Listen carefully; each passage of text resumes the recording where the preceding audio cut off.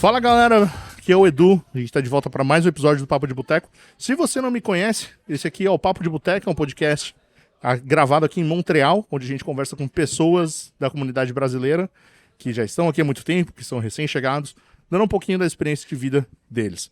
Hoje a gente tá gravando esse episódio aqui no Church Pub, estamos gravando direto da igreja. Contei pra minha esposa assim, olha, eu vou pra igreja, ela. Quê? Assim, eu vou tomar uma cerveja lá no Church Pub hoje. E a gente tá gravando esse episódio aqui com o Alan e Tati, ou Alan, perdão. É Alan, na verdade, Alan. mas metade me chama de cada forma, então tá tudo bem. Então o Alan e a Tati vão estar conversando aqui com a gente. Obrigado, gente, por vocês terem vindo participar desse podcast. Eu tenho um presentinho pra vocês. Toda pessoa que participa do podcast, agora a gente tá entregando aqui um pequeno abridor de garrafas. Esse é útil. E é personalizado, que E é legal. personalizado com o nome de vocês aí. E exclusivamente tem o número do episódio que vocês participaram também Que legal. Mais de espadas. na Obrigada. traseira aí. Então vocês podem. É legal que ele é bem portátil, e vocês podem colocar na carteira e churrascos da vida aí, vocês podem abrir as garrafas. Temos um par de ases aqui. Que legal. Que legal, tem até o Instagram aqui e tal. Bacana, cara. Obrigado. Obrigada. Não, de nada, gente. E então, hoje a gente vai conversar aqui, bater esse papo, conhecer um pouquinho mais de vocês, contar pro pessoal. Eu quero fazer também a versão, chama lá aquele, não sei o que, For Dummies, né? Tem aquela série de livros. A gente vai fazer o Astronomy for Dummies, que vai explicar bastante um pouquinho pra gente aí das suas caçadas. Mas vamos começar, gente. Me conta aí, da onde que vocês vêm do Brasil? Faz quanto tempo que vocês estão aqui em Montreal? E meio que qual foi o momento que teve a chave de virada de vocês de saída do Brasil pra cá? Primeiro ponto, eu sou nascido e crescido em Curitiba. Então eu sempre morei lá, mesmo que eu tenha encontrado a Tati em Belo Horizonte. Depois de alguns meses ela foi morar lá em Curitiba. E você? Eu sou de Minas e... Da onde de Minas? De curiosidade, que minha mãe é mineira também. Eu sou de Lavras, no sul de Minas. Nasci no norte de Minas, meus avós são no norte de Minas, mas cresci em Lavras. Morei em Belo Horizonte, conheci o Alan em Belo Horizonte. E aí, depois de Belo Horizonte, eu fui morar em Curitiba e morei 7 anos em Curitiba. E depois de Curitiba que nós viemos pra cá. Isso aí a gente... eu sempre gostei muito de viajar, né? Fui viajando, inclusive que eu conheci a Tati em Belo Horizonte.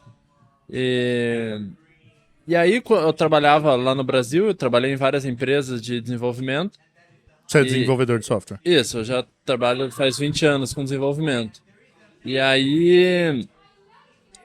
Só que eu sempre preferi trabalhar no escritório, assim, eu sempre gostei de trabalhar presencialmente.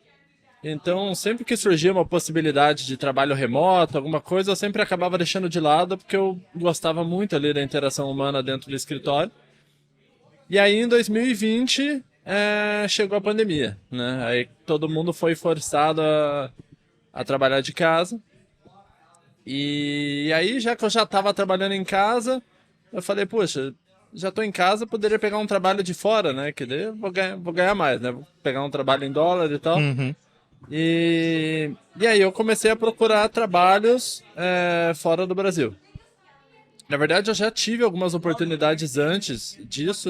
A gente teve uma oportunidade de ir para Irlanda uma vez. A gente chegou a ser aprovado. Em que ano, mais ou menos isso? Isso foi em 2017. A gente chegou a ser aprovado no processo seletivo, só que aí deu errado na hora de tirar o visto, porque eu ainda não tinha ensino superior e precisava do ensino superior para conseguir tirar o visto. Uhum. E aí a própria consultora da empresa já falou, não, eles tiveram que voltar atrás. Aí eu me formei, eu entrei na faculdade ali no mesmo ano, me formei em 2019. E aí em 2020 eu comecei a procurar essas possibilidades fora. Mas nunca existiu um plano Canadá, assim, sempre existiu o plano daí, cara, vou para qualquer lugar que tiver interessante.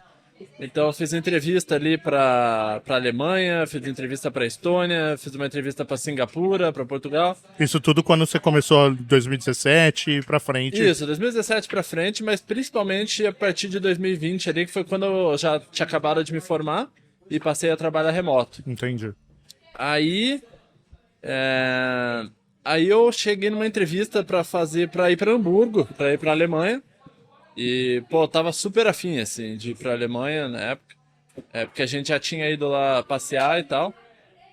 E aí fui até o final, mas na última etapa deu errado também, acabei não sendo aprovado. E aí eu achei uma empresa através da Van Hack, que era uma consultora de TI aqui no Canadá, que procura, né? Headhunter, né? Isso, headhunters, e principalmente pessoas da América Latina. E aí eu achei uma vaga para trabalhar para uma empresa de Vancouver. Aí eu me candidatei, tudo, fizemos o processo seletivo e aí deu certo. Eu fui Legal. aprovado e o plano deles era eu trabalhar remotamente ali até passar o período probatório. E depois que acabasse o período probatório, eu iria vir para o Canadá, né, por eles. Aí eu Na época o processo já falava Montreal ou pensava Não, era Vancouver, né? A empresa era de Vancouver. Ainda era Vancouver. Não tinha nada a ver ainda com essa empresa que eu trabalho agora. Aí eu comecei a trabalhar para eles ali em junho de 2020. E aí eu fiquei trabalhando, passou 3 meses, 4 meses, 5 meses, a pandemia rolando também, né, cara? A gente achou que ia durar um mês aqui, já tava ali, sei lá, mais 6 meses rolando. E eu, e aí, quando vocês vão me levar? Eu quero ir pro Canadá também e tal. E os caras, estamos esperando um investimento, sabe? Aquela conversa assim. Eu falei, poxa, quer saber, cara? Não vai dar certo. Assim, não. Comecei a sentir que não ia dar certo. E aí eu falei, vou começar a procurar outras. E aí eu fiz uma entrevista no final de 2020 pra gente ir pra Portugal. Aí eu fiz o processo e fui aprovado. Eu não tava com muita vontade de ir.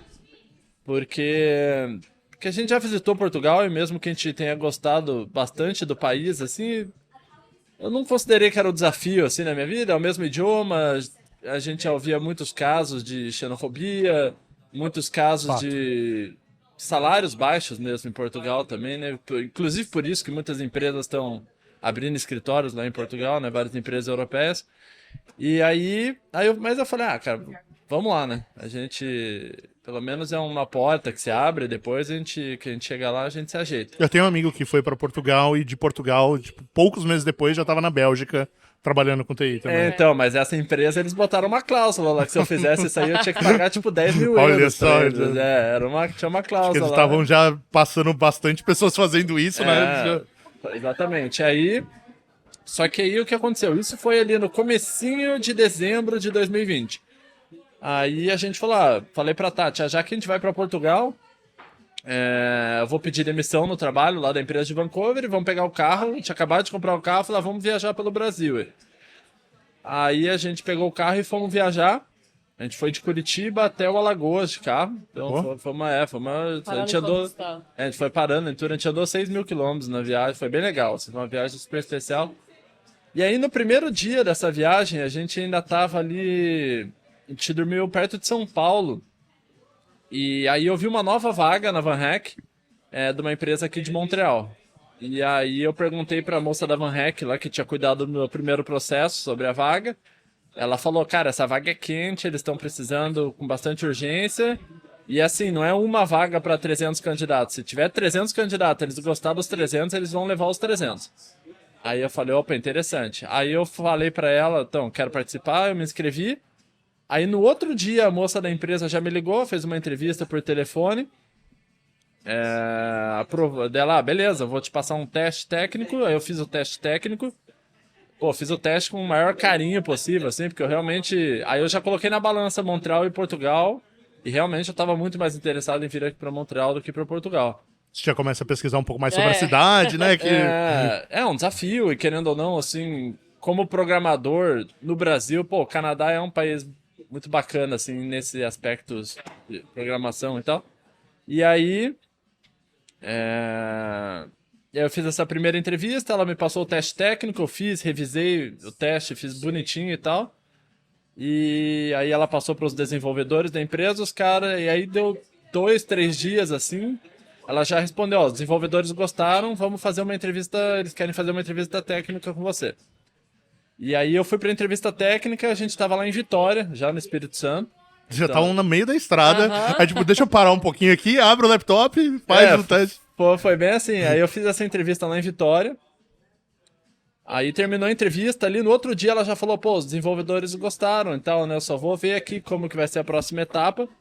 Aí eu abri o jogo com ela. Eu falei, ó, seguinte, eu preciso te contar uma coisa, não tô tentando fazer pressão nenhuma, não é nenhum tipo de blefe, mas eu já tô fechado pra ir pra Portugal. Eu falei pra ela, a gente até viajou pro Nordeste com a impressora no carro, porque vivia tendo que imprimir documento e mandar. Caramba. A gente viajou com a impressora no carro, porque ali no final de dezembro a gente já tava mandando os documentos pro consulado de Portugal pra fazer a emissão do visto e tal.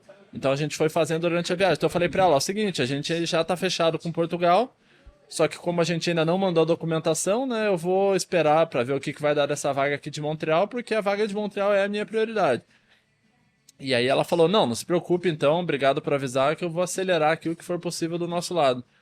E aí no outro dia ela ligou e falou, ó, deu boa a entrevista com os desenvolvedores, então eu gostaria agora de fazer uma entrevista com o diretor de desenvolvimento da empresa e o Scrum Master. E aí, beleza. Ela agendou pra dali 1 ou 2 dias também, foi uma coisa muito rápida. Caramba. A gente tava em Porto Seguro, já daí quando aconteceu essa entrevista.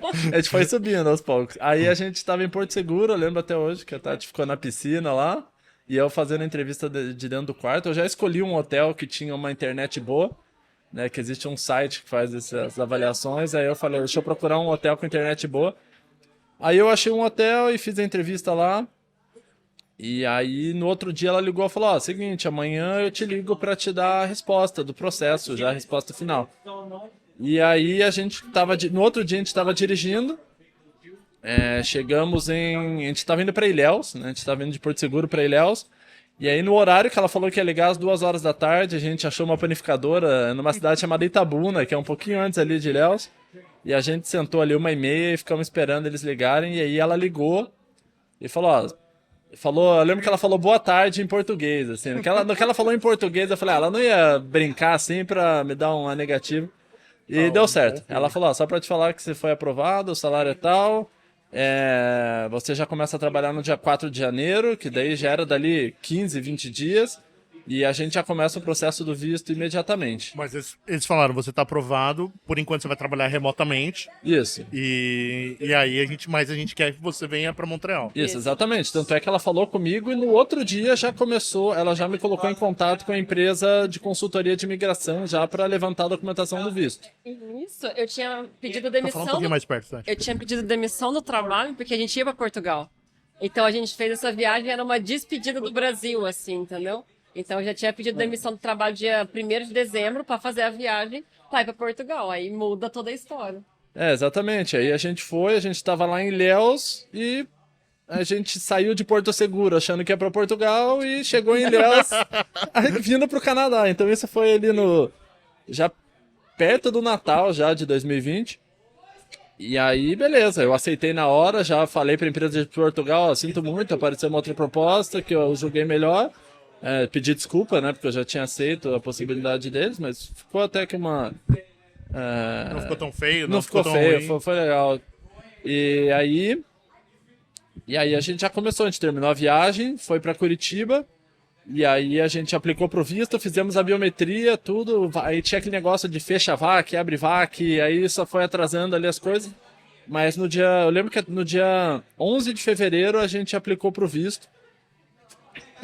Já conseguiu levantar tudo, ou seja, fazia 1 mês e meio que a gente tinha sido aprovado, e no dia 11 de fevereiro a gente aplicou pro visto, fizemos a biometria no dia seguinte, e aí no dia 16 ou 17 de fevereiro a gente já recebeu a resposta que tinha sido aprovado. Foi muito Levou rápido. 6 dias para sair o visto. Isso é um recorde, considerando que é um visto de trabalho, não um visto de passeio que vocês fizeram, né? Ou era... Não, visto de trabalho. Então.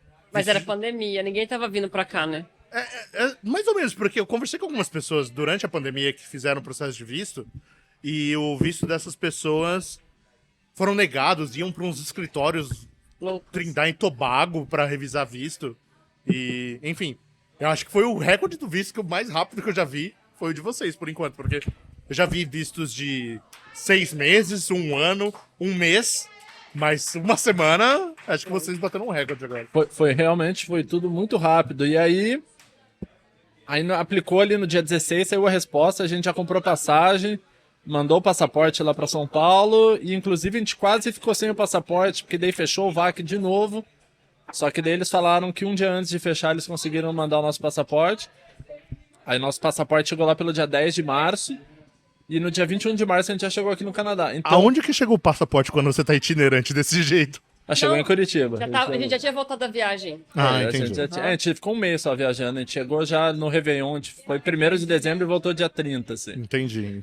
E aí o passaporte chegou em Curitiba, a gente arrumou as coisas, vendeu ali algumas poucas coisas que tinha e viemos. Aí chegando aqui, teve todo aquele negócio, tinha que ficar 3 dias num hotel, obrigatoriamente, $450 por diária. Ai, E aí depois disso, a gente tivemos que ficar ali quase 2 semanas no Airbnb, que não podia sair nem pra tirar o lixo. nossa, é verdade. Quarentena. Teve toda essa novela aí.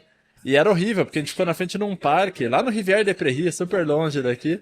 E a gente via as pessoas caminhando, correndo ali, e falava, nossa, eu tava me sentindo Tô preso, literalmente. Tô preso mesmo, cara. Ô, Tati, E- como foi pra você do... Vamos pra Portugal? Vamos. Estamos indo pra Portugal? Estamos indo pra Portugal? Não, é Canadá que a gente vai. E é engraçado que no começo, acho que por causa do idioma, eu tava querendo escolher, preferia Portugal na questão de facilidade com o idioma. Sim.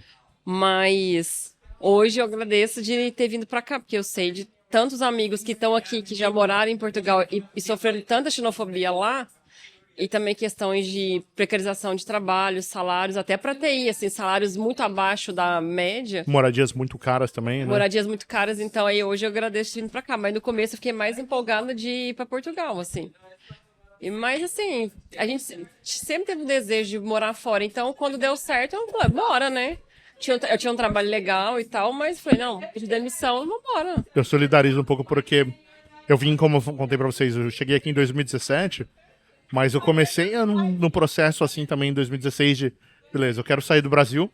Aí eu fiz entrevista pra Irlanda, fiz entrevista pra Bélgica, fiz entrevista pra Alemanha, passei numa entrevista da Bélgica que já tava tudo assim, meio que encaminhado. Aí apareceu a oportunidade pro Canadá e eu falei assim, Canadá.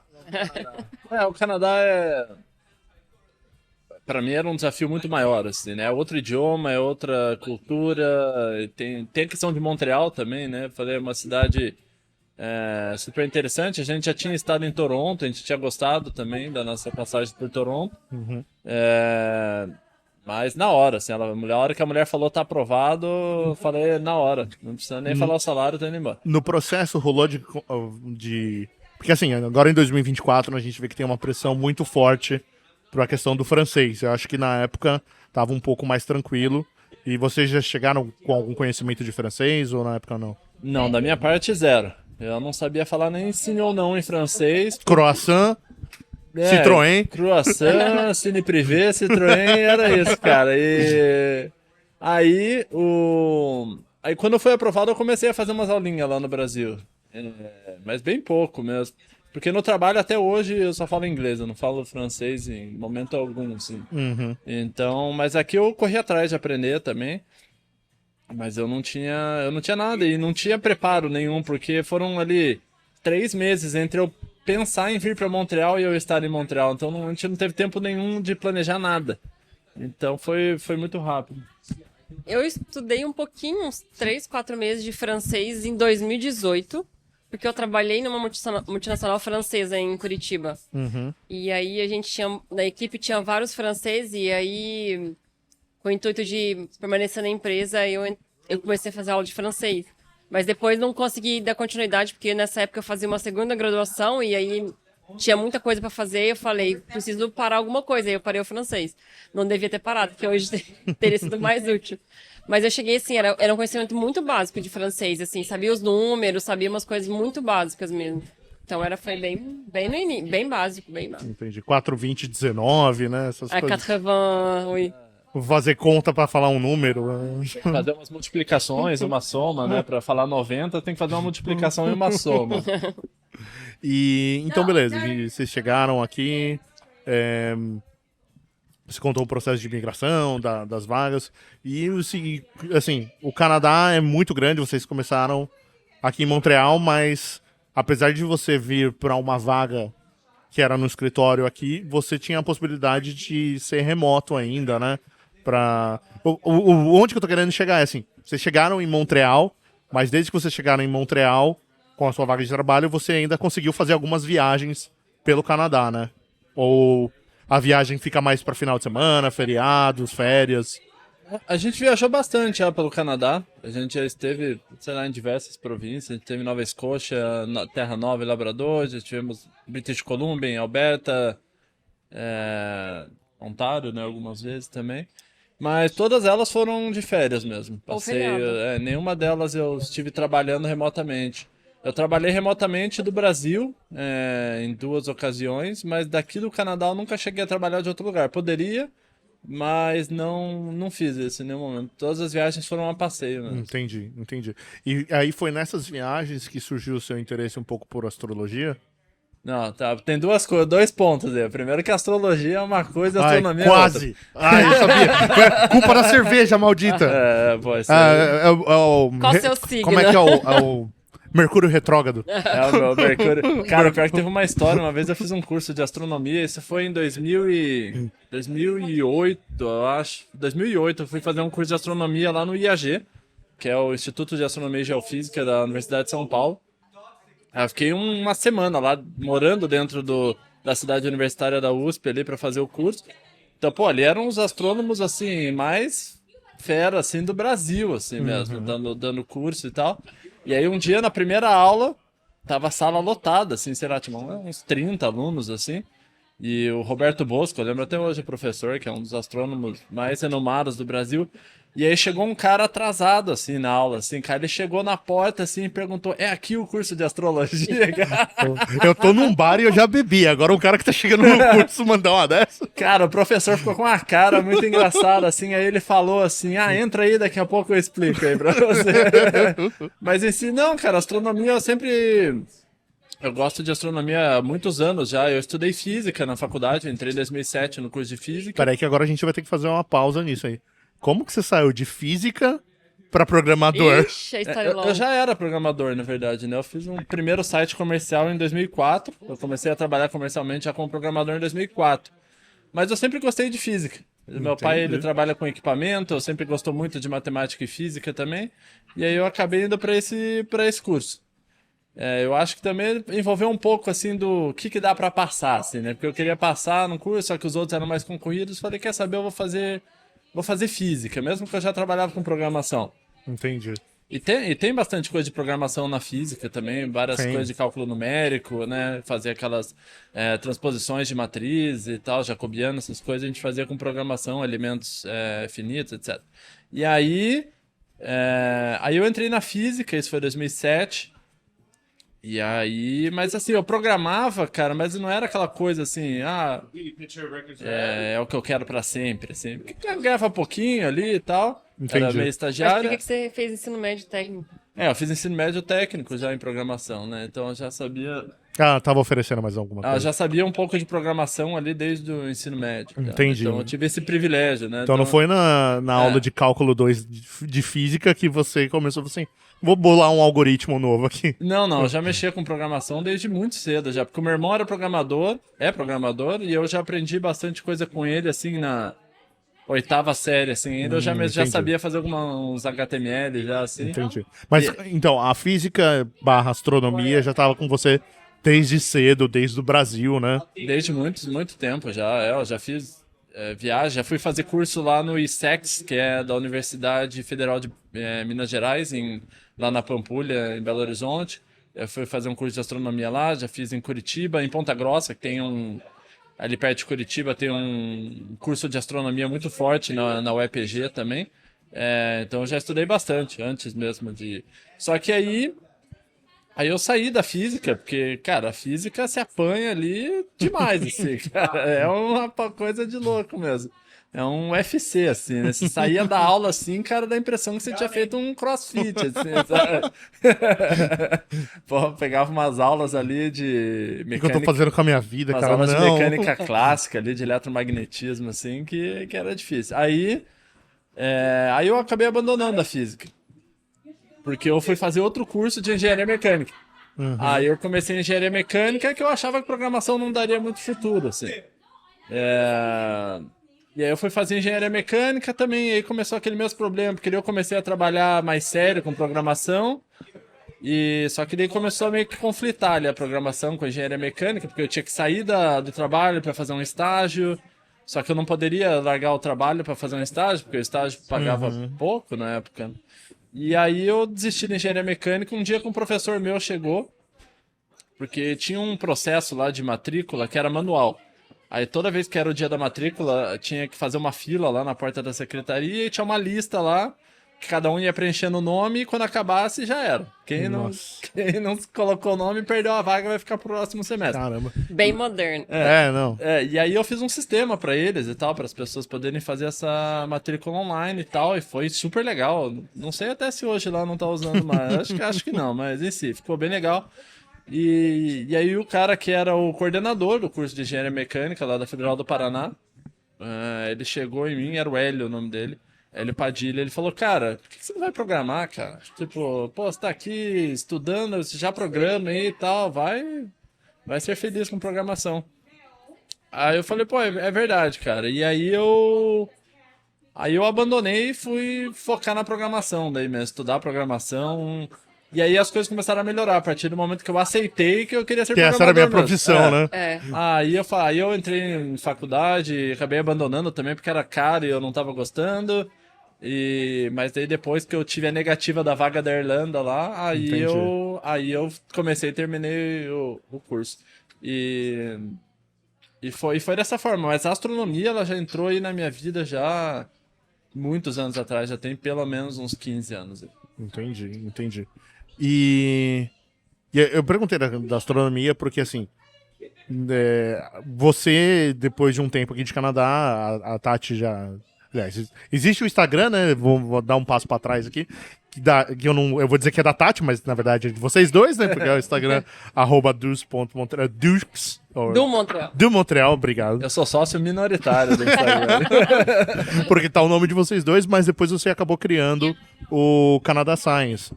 E aí você começou a contar um pouco de astronomia naquele Instagram. E tem muita gente que deve estar ouvindo esse podcast aqui hoje também, que vem do grupo de Aurora Boreal do WhatsApp. E então, assim, você que já tinha uma vasta carreira ou experiência e amor pela astronomia, em que momento que você estava aqui, foi tipo ainda no Brasil, você, nossa, Montreal é a terra que tem a Aurora Boreal, ou foi algo quando você chegou aqui, você, putz, existe a possibilidade de ver a aurora daqui?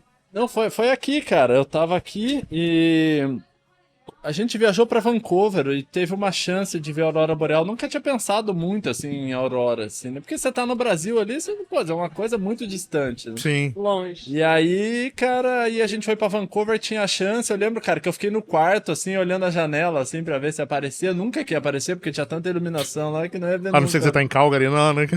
Aí... Mas em si, aí eu fiquei meio bolado. Daí a gente voltou pra cá.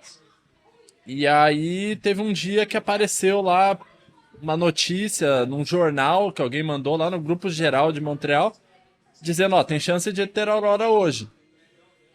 E foi a minha primeira tentativa, assim, de pegar o carro e ir atrás da aurora em outro lugar. E deu tudo errado. Isso era inverno? Isso era inverno ou verão? Sim, isso foi no inverno. Ele tava, sei lá, menos 24, menos 25 graus.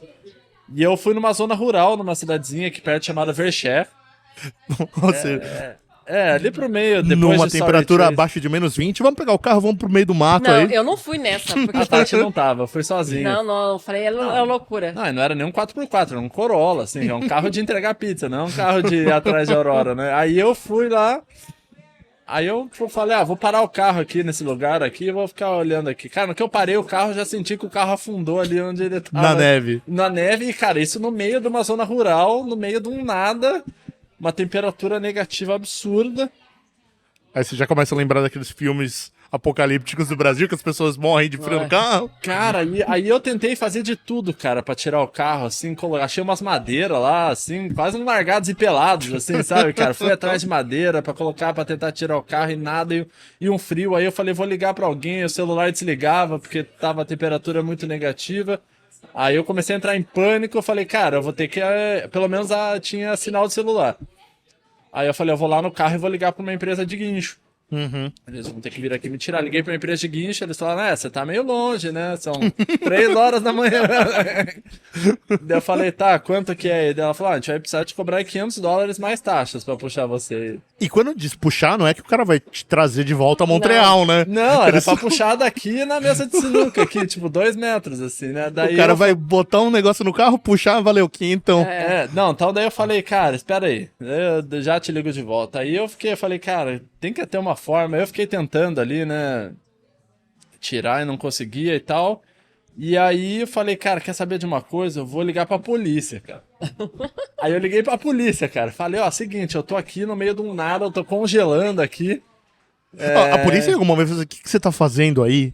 Eles perguntaram, cara, mas... Aí você tá procurando a Aurora, assim, não, tá, de verdade, agora o que você tá fazendo? Então, aí, cara... Não, mas eles foram de... Aí chegou a polícia, chegou bem rápido, inclusive.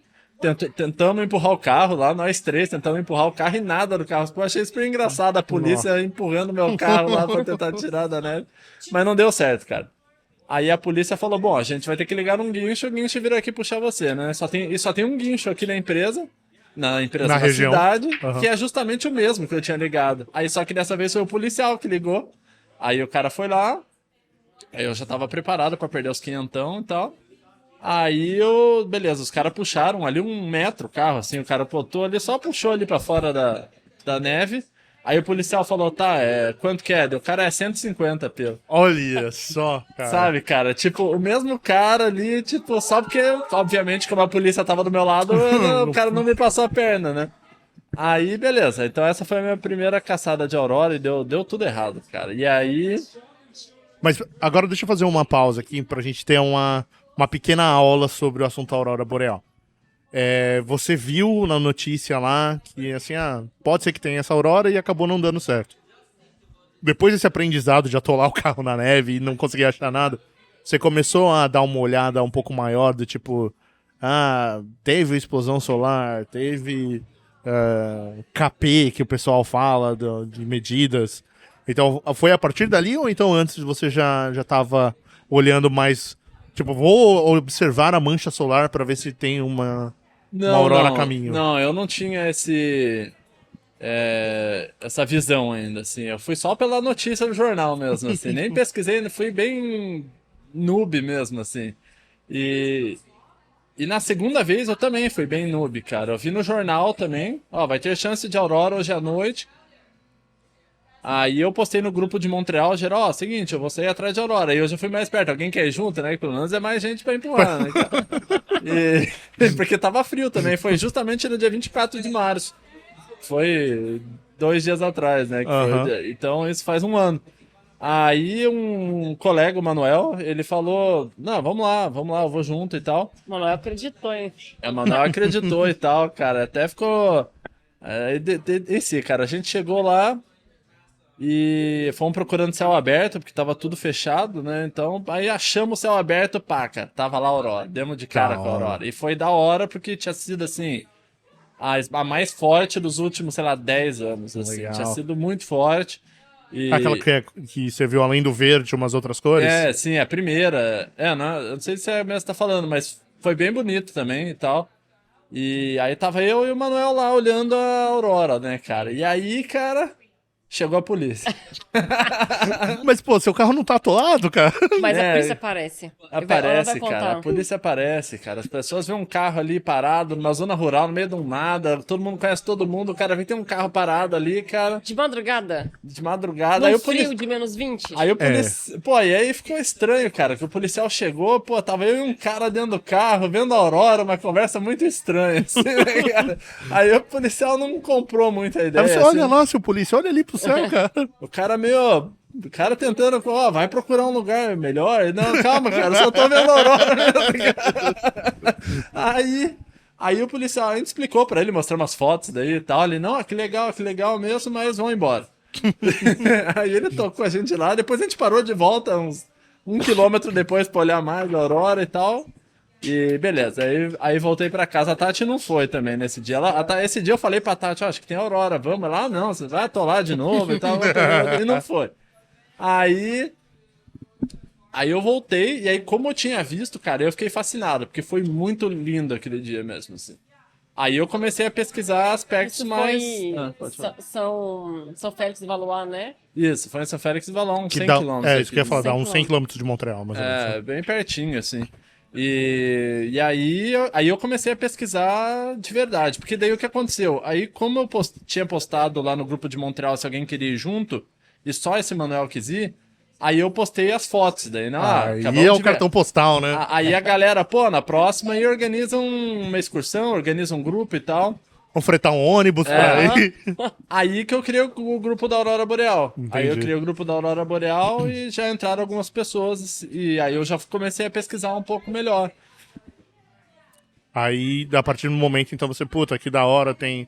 É assim, eu ainda não tive a oportunidade de ver, e eu tô mais ou menos que nem você. Quando eu tava no Brasil, era uma coisa tão distante que a gente nem... Imagina. E aí, assim, desde que eu tive filhos, fica um pouco mais complicados, mas eu sempre ficava com aquele aplicativo lá, que dava alguns alertas, e falava assim, olha, pode ser que tenha uma aurora perto, e, assim, eu ainda não consegui ver, mas tá no wishlist ali de conseguir ver, e eu acredito que também é uma experiência que muda, assim, da vida, de você querer ver mais e etc. E a Aurora não ajuda o trabalhador, porque ela vem na semana, assim. Aí no meio da madrugada, aí ela fala, não ajuda o trabalhador. Como o meu trabalho ali é remoto, né? Eu trabalho de casa. Existe uma certa flexibilidade. Ele, por exemplo, fui ver a Aurora, no outro dia eu falo, galera, Loguei às 10, loguei às 11. vou chegar 2 horas mais tarde e depois eu trabalho mais 2 horas. Ou então, por exemplo, já teve uma vez que eu fui ver a Aurora que tava tudo nublado aqui também, teve uma explosão muito forte. Aquele dia eu falei, cara, essa Aurora é certa, vai ser forte. E aí eu olhei, só que tava tudo nublado e o melhor lugar que tinha era 800 quilômetros daqui, que teria céu aberto. E eu viajei pra lá e fiquei lá 3 dias, trabalhei de lá e tal. E voltei. Inclusive nessa ida eu rodei o carro na estrada e caí numa valeta com o carro também. Então. Você machucou? Não me machuquei, mas foi um pouco assustador, assim, na hora, porque, cara, foi no meio de um nada. Assim, No meio da também. madrugada também? No meio da madrugada, uma estrada daqui pra Val d'Or, né? Uma cidade aqui no interior do Quebec, 540 Norte do quilômetros. Quebec. E aqui tem uma reserva ali de 200 quilômetros de estrada, que, pra você ter ideia de como ela é remota, a cada 10 quilômetros tem um telefone de emergência. Nossa. Então, assim, aí eu fiz essa reserva, assim, cara, muito devagarzinho, morrendo de medo. Porque eu falei, se acontecer alguma coisa ali, são pelo menos 100 quilômetros aí até ter acontecer alguma coisa. Então eu fui bem devagarzinho. E aí quando acabou a reserva, eu falei, ufa, beleza. Aí eu rodei e caí na valeta logo que acabou a reserva. Aí, nem sei, aí teve que guincho, pegar o carro, aí veio de guincho pra Montreal o carro e eu fiquei lá e o seguro me deixou com outro carro. Entendi. E aí, com esse outro carro, me deram um 4x4. Daí, com esse 4x4, Aí eu fui foi. caçar a Aurora lá e tive que voltar de avião daí, de Rouen no Randar aqui pra Montreal. Entendi. Nossa, que experiência legal. Cara, me conta um pouquinho agora pra audiência aqui, assim, o que vamos explicar para pro pessoal leigo o que acontece pra Aurora chegar aqui. Então, tipo, o sol tá ali e aí de repente acontece alguma coisa e aí 2 dias depois, 1 dia depois, 5 horas depois acontece a Aurora aqui. Então, cara, como que acontece, né? O Sol, ele é bastante instável também, né? Se você olhar a Terra também é instável, né? A Terra tem um núcleo ali cheio de material líquido também, né? E pastoso, eu digo, magma. E então, por exemplo, o Sol tá lá também, tem todo uma turbulência ali, assim, né, acontecendo na queima, porque o Sol tá em todo momento ali gerando muita energia e o Sol tem muito metal, então isso já gera muito campo magnético e aí o Sol em si é muito instável ali a superfície do Sol. Uhum. E aí, imagina como se fosse um vulcão na Terra, assim, né? Então tem lá o Sol tá todo momento mandando material do centro para a borda dele ali, né? Por quê? Porque a queima de material no Sol acontece no núcleo dele. O Sol tá ali queimando o hidrogênio, formando hélio. É um pouco mais técnico já, mas assim, ele vai fazendo ali uma fusão nuclear. E aí vai gerando muita energia. E aí quando abre um vulcão ali na superfície dele, pode acontecer uma explosão. e jogar esse material que está vindo ali do centro do Sol para fora, como se fosse um vulcão mesmo. Uhum. Então, por exemplo, a cada 11 anos existe uma coisa que a gente fala de máximo solar. Certo. Então, foi observado ao longo dos anos que exatamente a cada 11 anos o Sol vai ficando, ele tem mais desses vulcões. Certo. Que Deixa eu te interromper, desculpa, não sei o quanto que você acompanhou de mídias brasileiras, mas portais que assim, não são de astronomia, perdão. Eu quase pensei no Astrologia Léo Dias, mas não. Astronomia, postais que não, portais sérios, ou portais que não são dedicados ao assunto, falam desse ciclo solar e falaram, nossa, esse ano aqui vai ter explosão solar muito forte que pode acabar com os GPS do mundo, o mundo pode voltar a 20 anos atrás. Acho que você já deve ter ouvido um pouco dessas notícias. Eu não quero dizer sensacionalistas, porque um evento de Kerrigan, sei lá, é possível, ninguém sabe, né? Mas o pessoal no Brasil, minha mãe, eu falo assim, vai acabar a internet? A gente vai ficar sem internet. Eu assim, não, mãe, calma, não é assim, né? Não, é muito sensacionalista, né? Exatamente, esse ano realmente é o ano do ciclo de 11 anos. É o ano que tá para ter mais explosões solares, só que não tem nada de mais do que os outros ciclos, né? Então, por exemplo, quando teve essa questão do Carrington, que foi o evento mais forte, assim, claro, se acontecesse algo desse tipo hoje, seria catastrófico mesmo, assim. Mas não tem nada que diz que vai acontecer, assim. Não tem nenhum número que indique que tenha qualquer coisa diferente do ciclo de 11 anos atrás. De 11 anos atrás. Não tem nada demais. E aí, só que acontece, como a gente está ali no topo do ciclo, agora 2024, 2025, tem muitas manchas solares, que são esses vulcões, né? Que essas manchas são formadas devido às instabilidades ali, né? Da parte mais superficial do Sol. E aí elas explodem. Elas explodem como vulcões explodem na Terra e elas jogam material para fora, como vulcões jogam material para fora também. E aí, quando acontece essa explosão, o que acontece? Ela, além de jogar muito material, ela joga muito raio-x, assim, né? Igual... E esse raio-x, ele viaja à velocidade da luz. Então, quando acontece essa explosão, os satélites aqui na Terra, na órbita da Terra, eles já conseguem identificar em aproximadamente 8 minutos. Por quê? Porque ele viaja à velocidade da luz, então se você fizer ali a velocidade da luz pela distância entre a Terra e o Sol, dá mais ou menos 8 minutos de viagem. Então, chegou aqui uma quantidade absurda de raio-x, então eles sabem, aconteceu uma explosão muito forte no Sol. E aí a gente sabe já aconteceu a primeira coisa necessária para se ter uma aurora mais forte. Só que muitas vezes essas explosões não jogam nada de material. Então a gente tem que ficar observando as imagens para ver se tem algum material sendo jogado para cá. Você quer mais uma água? Eu vou pedir. Excuse-moi. On a IPA, puis un Heineken, puis un... Pour moi, oui, pour elle, c'est Heineken. Esse. Então, e aí beleza. Aí a gente fica de olho lá. Não, jogou material. Aí a gente fica esperando para ver se ele vai bater na Terra ou não. Ele pode não bater, né? É uma loteria. Entre o Sol e a Terra tem 1000 direções que ele pode jogar. Sim. E aí, como ele joga o raio-x chega em 8 minutos, a massa não viaja à velocidade da luz. Ela viaja ali 500, 800 km por segundo, que também é muita coisa. Sim. Então, mas ela leva ali de 2 a 3 dias para chegar. Então, aí quando essa massa bate na Terra, aí que gera aurora. Claro, tem várias outras variáveis, né? Questão de direção, de magnitude, densidade, tem todos os aspectos que influenciam se vai ter uma aurora ou não. E tem outra coisa que é importante, que independente dessas manchas solares, o Sol está sempre mandando material para o espaço. Sempre, 24 horas por dia, ele está mandando plasma para o espaço. E essa quantidade de plasma quase constante que vem do Sol, a gente chama de vento solar. Né? Então esse vento solar ele vai vindo para a Terra e ele leva ali também 2 a 3 dias para chegar. Então, quando você está lá na Islândia, por exemplo, você consegue ver aurora, às vezes mesmo que não tenha essas explosões, porque o vento solar já é suficiente para você ver uma aurora de lá. Lembrando que a Islândia está um pouco mais ao norte que a gente, né? Muito mais ao norte, exatamente. Então, por isso que lá mesmo uma coisa mais fraca, que é o caso do vento solar, já é suficiente muitas vezes para ver. Por isso que a gente tem algumas pessoas que nem o Marco, que faz expedições de aurora, né? Que ele vai pra Islândia, porque a chance é maior do que a gente aqui. Sim, a chance é muito maior, mas vale lembrar que não é certo também. Sim. Então é bom deixar as pessoas avisadas, que eu já vi gente falando aqui em Montreal, por exemplo, agora, nessa última saída que eu fiz, o pessoal falou, eu não vou mais porque falta garantia de ver a aurora. Assim. e essa garantia não existe nem na Islândia. Pode ser que não tenha também. Então... falar do falta de garantia é mais ou menos assim.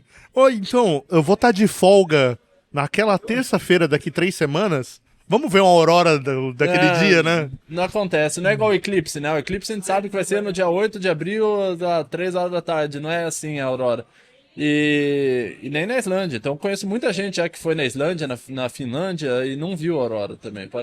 É muito fácil de acontecer isso. Se o tempo estiver nublado também. Se o tempo estiver nublado. E eu digo para as pessoas, eu prefiro ver uma aurora quando tem uma explosão aqui perto de Montreal do que ver uma aurora sem nenhuma explosão lá na Islândia. A intensidade é outra história, né? A intensidade é muito clara. Se você vê uma aurora com explosão lá na Islândia, é excepcional. Mas daí você vai saber ali 3 dias antes. Então, a não ser que você seja rico o suficiente pra chegar no balcão ali da Air Canada e falar, quero uma passagem pra Daqui Islândia 3 dias. Pra amanhã, né? Não é o caso da maioria. Então, ali 3 dias antes a gente fica sabendo. E agora é a hora. Agora é o inverno do máximo solar, porque no verão é ruim de ver a aurora, né? Porque tem muita luminosidade. Mas pera, não dá pra ver a aurora um céu nublado? Mas eu vi, cara, em centro de Montreal. A do centro de Montreal, ela é o consolo, assim, porque várias vezes eu fui caçar a aurora e não vi a aurora. Aí quando eu chego, eu vejo ali, quando eu tô atravessando a ponte e vejo a luzinha verde no céu de Montreal, eu falo, poxa vida, pelo menos... A aurora do Desjardins. Pelo menos tem o consolo ali do Desjardins, assim. Mas dependendo da magnitude da aurora, se for num nublado não tão forte, você ainda consegue ver um pouco, mesmo atrás das nuvens. Merci.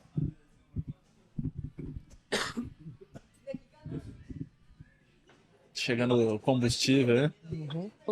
Esse. Ô, Alan, vou deixar você um pouquinho de lado pra você abrir sua água. Eu vou conversar um pouco com a Tati, que ela falou um pouco, cara. Acho que a gente vai ter que até voltar a fazer um... Não, porque de astronomia é vai com fundo. ele. A gente vai ter que fazer até um outro episódio, talvez. Ô, Tati, eu vou voltar um pouco no começo também, tá? Quando vocês ainda estavam pra sair do Brasil, você já pensava em montar um Instagram contando um pouco de dicas de Montreal? Eu acho que eu pensei em montar nos últimos dias, assim, antes de vir. Mas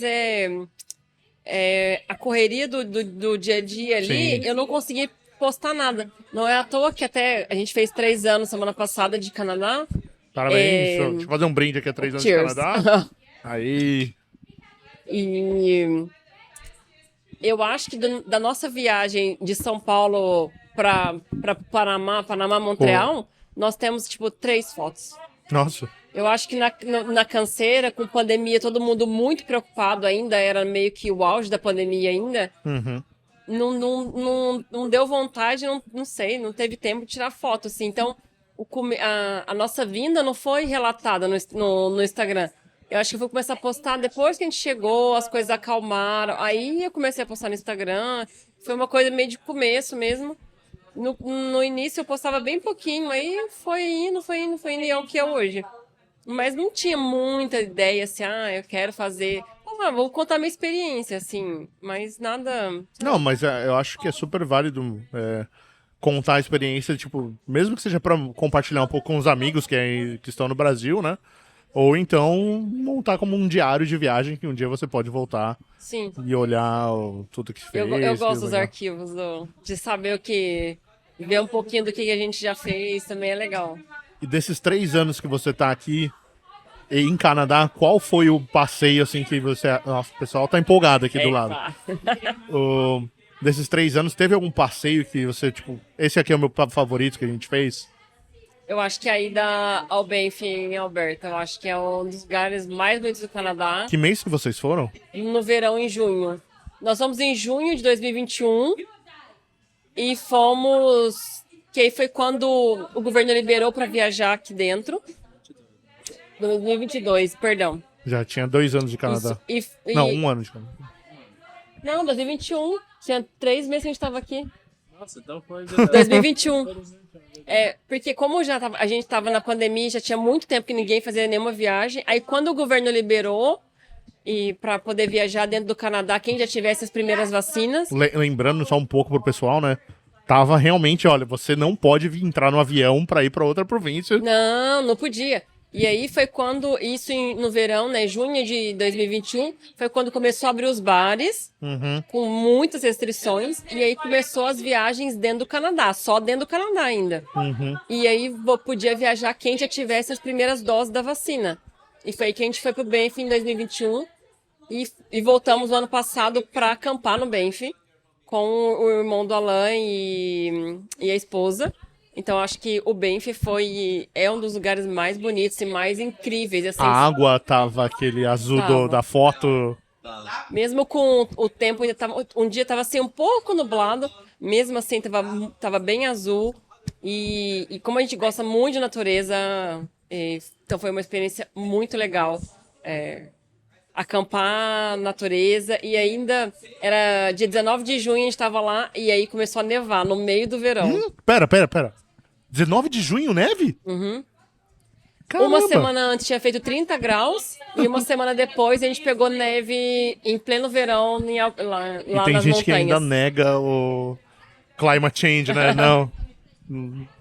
Mas, caramba, essa é um... Mas eu acho que é o lugar mais bonito e que eu recomendo todo mundo realmente tiver a oportunidade de visitar, porque é bem bonito.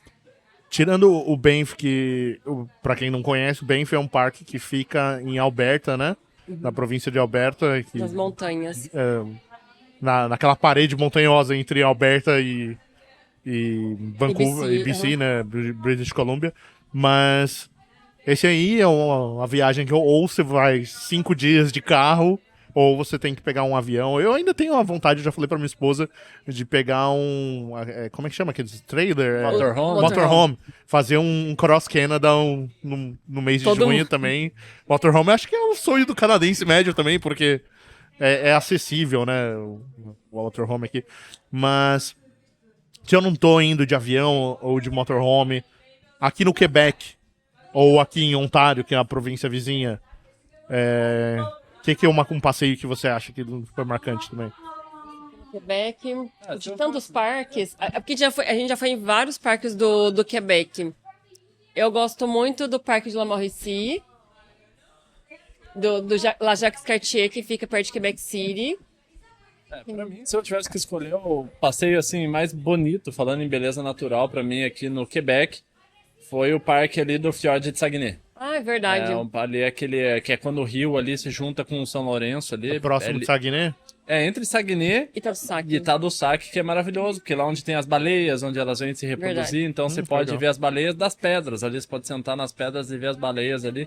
Ali, o passeio mais legal do Quebec pra mim até o momento. Mas ainda falta eu conhecer vários lugares. Ainda quero conhecer a Gaspésie, por exemplo.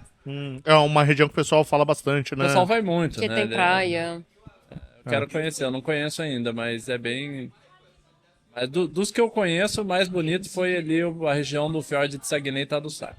Eu tinha me esquecido e teve visto as baleias, porque quando a gente foi para o Fjord, a gente fez o passeio para ver as baleias em Tadoussac. Isso em que estação? No verão. Verão também. E aí a gente viu as baleias assim no alto mar, ali não é mar, é encontro, né, do rio com o mar ali. E realmente é uma experiência muito legal, assim. Pra quem gosta de natureza, são passeios muito legais. A gente fez também, a primeira vez que a gente foi pra Tadoussac foi também, a gente fez camping também, pra variar.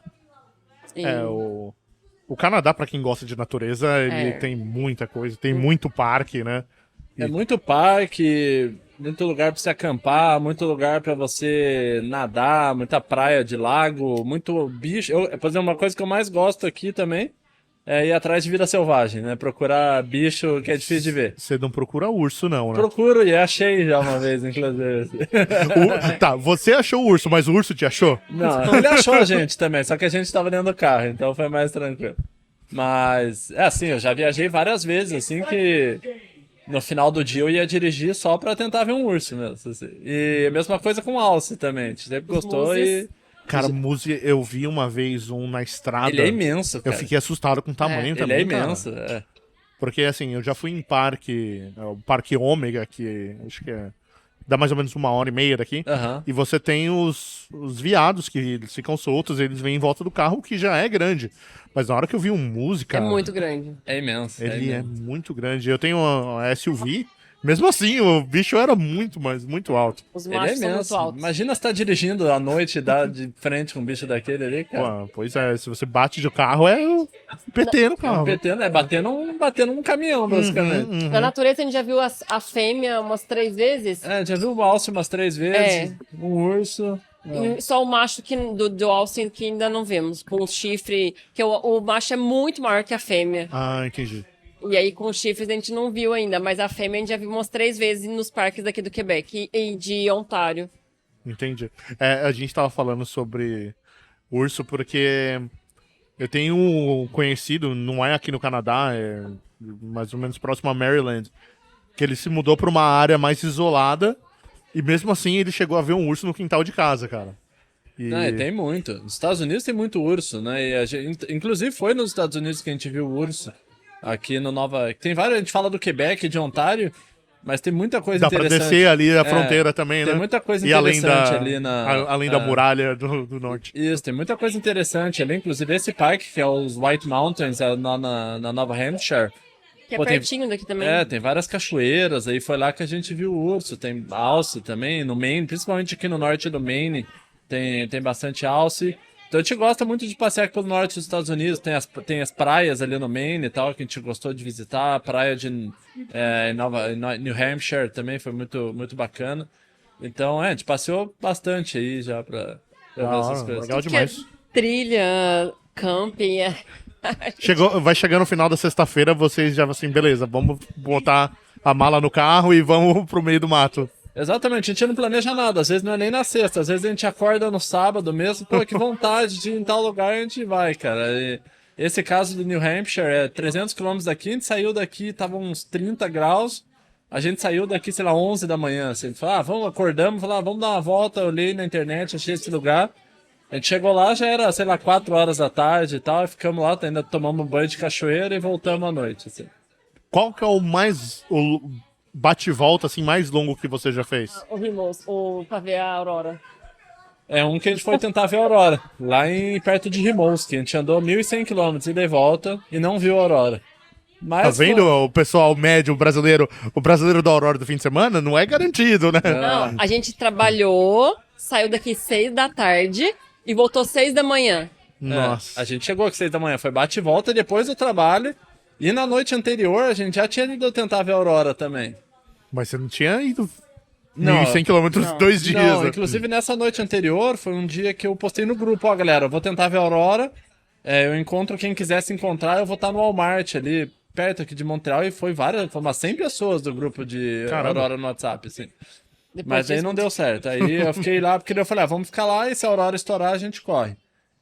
Mas não teve aurora, daí a gente voltou daí a gente dormiu, e no outro dia fizemos esse bate-volta, Que infelizmente também não deu certo. que infelizmente também não deu certo. Mas parte da caçada é isso, né? Não é, como você disse, não é garantia que eu vou sair e alguém vai apertar um botão e vai ter luz verde no céu. Não teria graça. Se fosse assim, ninguém caçava. Se fosse certo, ia chegar uma hora que ia enjoar. Também ia falar. Não. Então, esse fato de ser difícil é como uma pescaria, né? Você não sabe Sim. se vai pescar alguma coisa. Sim. Mas, pô, quando você pega ali um negócio legal, você fala, pô, é o que dá o. O Alan já viu a aurora muito mais vezes que eu vi 2 vezes. Em São Félix do Valois, que é aqui pertinho. Aham. E no norte, aí, entre Quebec e Ontário, bem ao norte também, que foi bem bonito. Aquele Halloween? Não. Não foi no Algonquin, não. Foi no- numa cidadezinha chamada Englehart, que fica. Você pega aqui, perto de Val d'Or, aqui por Quebec, uns 150 km depois de Val d'Or. Bem ao norte do Quebec, bem ao norte. Entendi. Cara, falando em evento especial, a gente tá agora aqui há 2 semanas do eclipse solar total que vai acontecer, né? Sobre eclipse solar, é uma coisa assim, eu nunca vi, eu acho que eu vou ver esse, e aí eu comecei até a olhar assim, nossa, quando que vai ser um próximo, porque eu tenho um filho de 5 anos e um de 2 anos, e eu falei assim, eu acho que eles não vão lembrar dessa experiência, vai, tipo, puta, quando que vai ser o próximo que a gente vai poder ver junto? Isso é o tipo de evento de uma vez na vida, né? Que nem a gente sabe que aconteceu um lá em 94 no Brasil, e assim, ele aconteceu acho que mais pro sul do Brasil, eu tava no sudeste, no litoral de São Paulo, mas eu lembro, eu criança com um raio-x olhando... Eu lembro também. Eu lembro porque eu morava em Curitiba e ele foi parcial em Curitiba. Então eu lembro lá de todo mundo com raio-x, aqueles negativos de foto, né, e tal. Naquele tempo não existia óculos, nada. Olha do jeito que dá mesmo, né? E em Foz do Iguaçu ele foi total. Mas eu tava em Curitiba e ele foi parcial. Mas eu não lembro da imagem também, assim, do eclipse. Eu lembro das pessoas olhando, assim, todo mundo do lado de fora.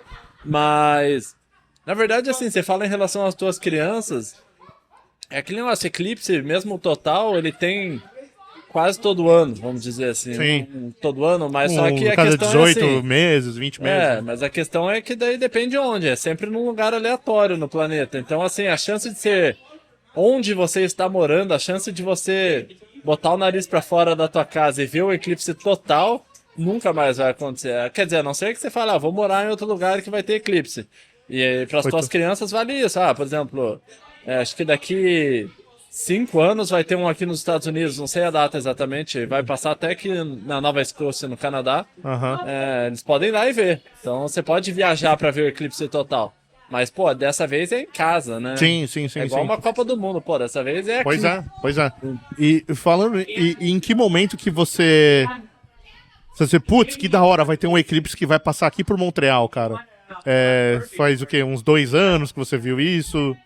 Cara, eu soube disso assim que eu vim pra cá. Eu não sabia disso no Brasil ainda. Quando eu estudava astronomia, eu lembro que o pessoal da universidade viajou pra Turquia pra ver um eclipse total.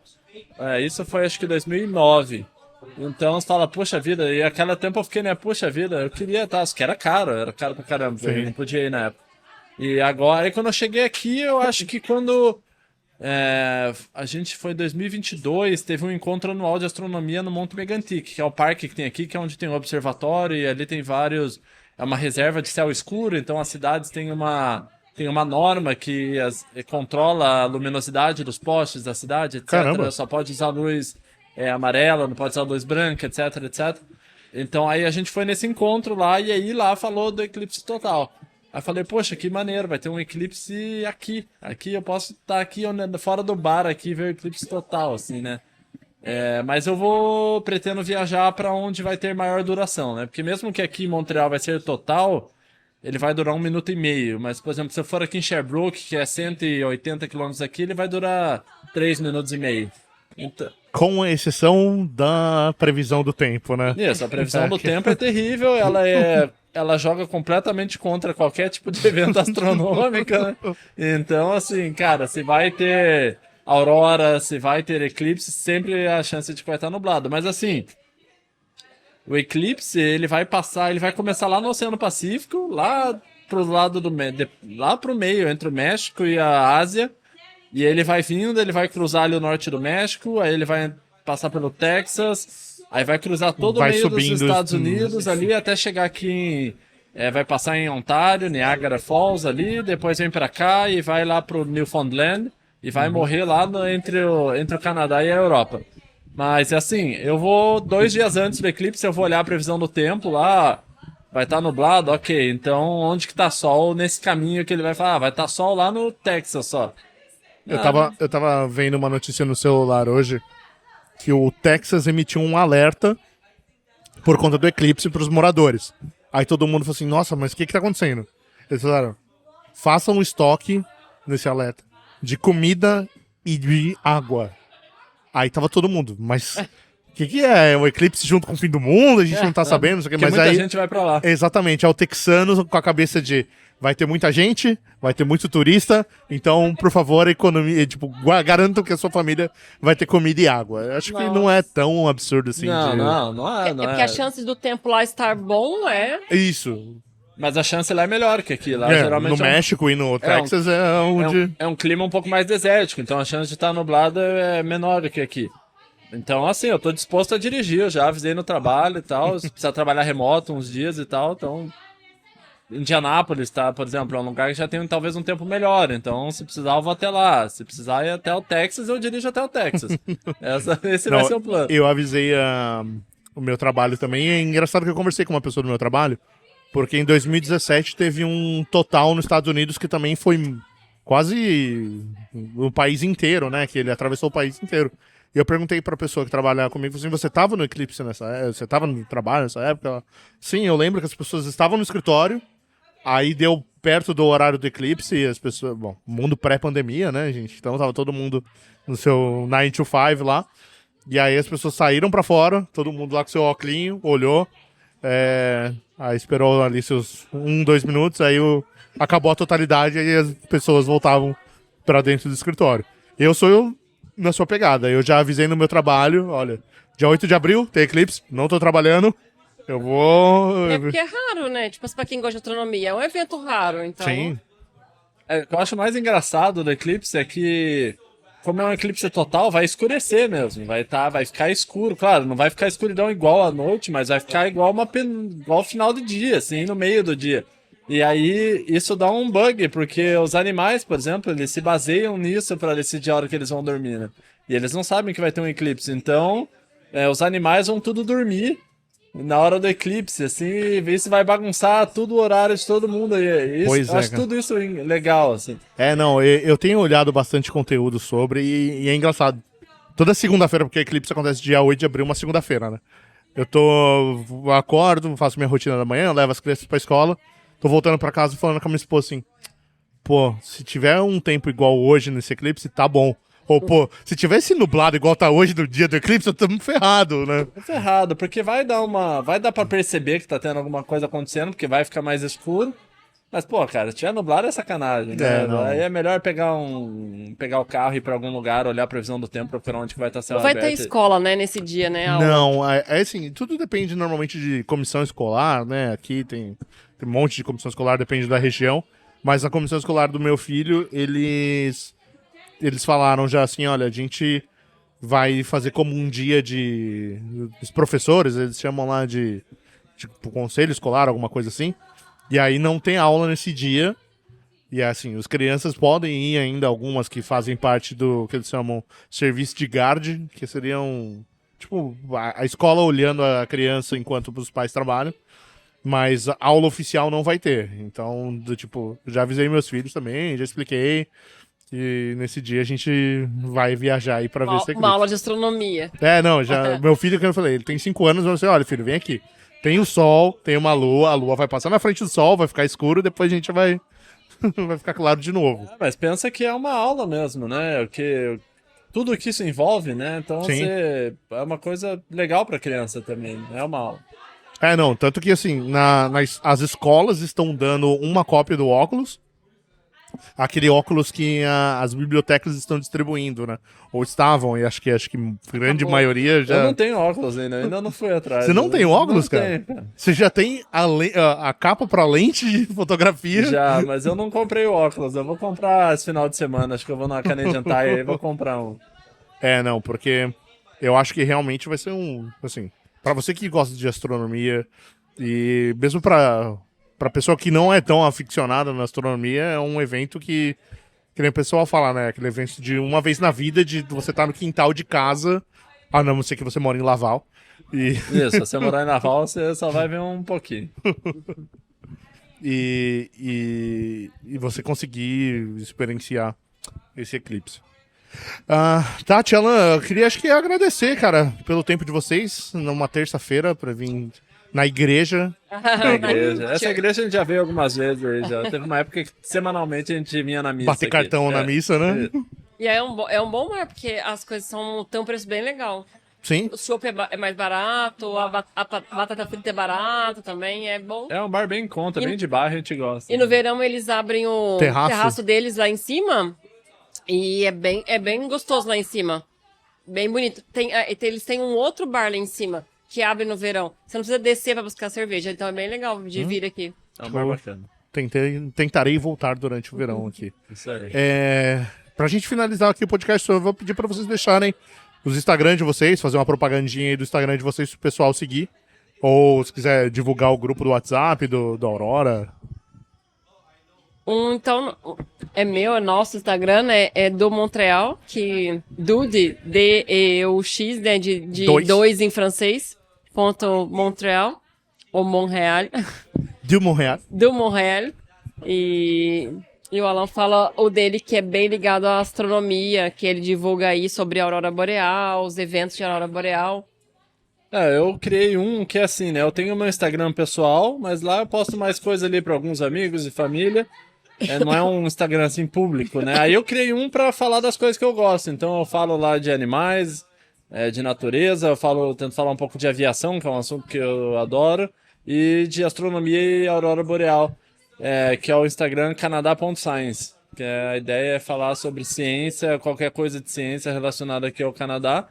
E também tem o grupo do WhatsApp das auroras boreais, né, que eu posso, qualquer um que adicionar lá no Instagram e perguntar o link, eu passo o link e a pessoa pode entrar. Beleza. Então é isso, pessoal. Muito obrigado, Alan. Muito obrigado, Tati, mais uma vez por participarem do Obrigada a episódio. você. Gente, que E agradece. valeu aí, galera, por assistirem mais esse episódio do Papo de Boteco. E em breve a gente tá indo por aí em mais bares de Montreal contando histórias do pessoal que mora por aqui. Valeu, um abraço. Valeu, um abraço. Um abraço.